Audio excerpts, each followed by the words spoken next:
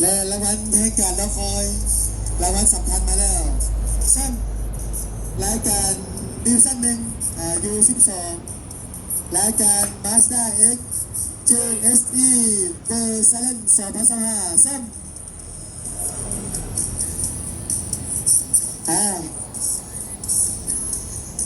ยังอาจารย์สร้างมามอบเหรียญนะเซ็นอาจารย์สร้างครับสวัสดีอาจารย์สร้างแทนบุญมาประธานวงศ์ขึ้นเป็นมอบเหรียญพร้อมกับประธานเกียรติวิเกียรติพร้อมกับประธานจัดการเนาะอาจารย์สร้าง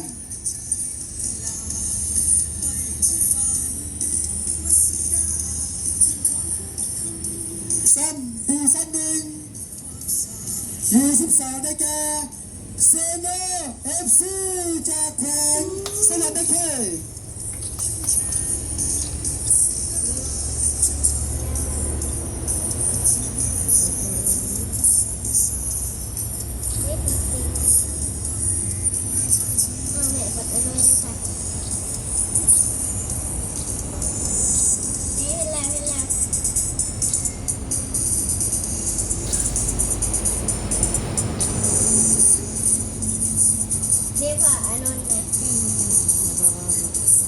แล้วก็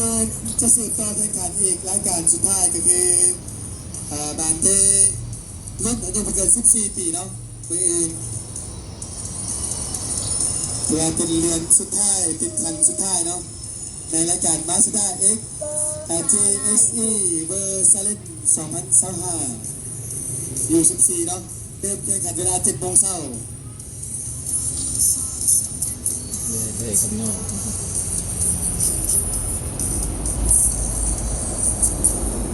ทีนี้มอบรางวัลมาเขาดี